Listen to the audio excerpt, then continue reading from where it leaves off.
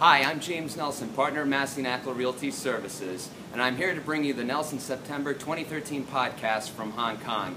After spending 2 weeks in the mainland, I've spent the last few days here in Hong Kong, and it feels like home. The city's very cosmopolitan, and as you can see behind me, we have central Hong Kong, which is some of the most expensive real estate in the world. Here, office rents can achieve as high as $220 a square foot, which is almost double the top of the New York City market. And that's what makes New York City so compelling, is that on a global scene, we are the 18th most expensive city for office space.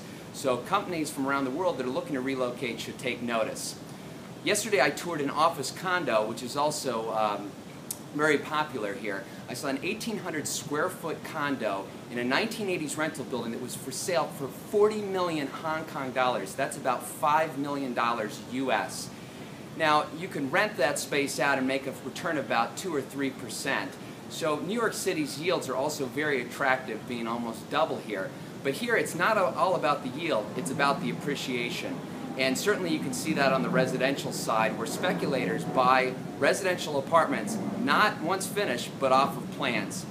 I had the chance to tour the showroom yesterday for Philippe Starck's U project here in Hong Kong. He's building 144 units in Central, where he's going to have micro units. These are one bedrooms that are about 350 square feet.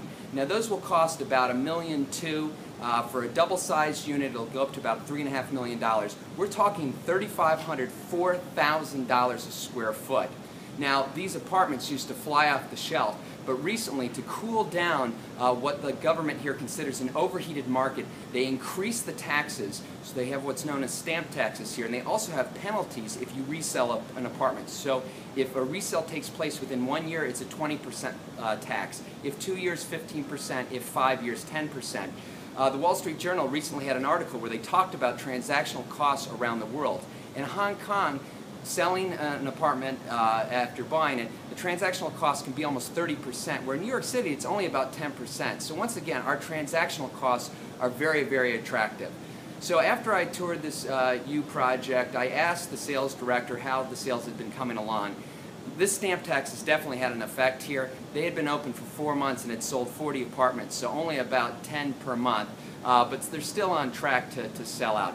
After we finished that, we toured some of the most expensive homes in the world. We went up to Recluse Bay and the Peak, where some apartments will trade easily for $10 million. And we're talking about 2,500 square foot apartments that have beautiful views of the sea and the mountain, but these are 1980s construction.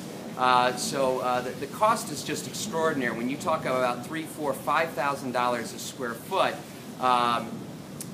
once again, New York City proves to be a much better value. On the high end, condos here can trade as high as $15,000 a square foot, which once again makes this the most expensive in the world. So that's all for this month.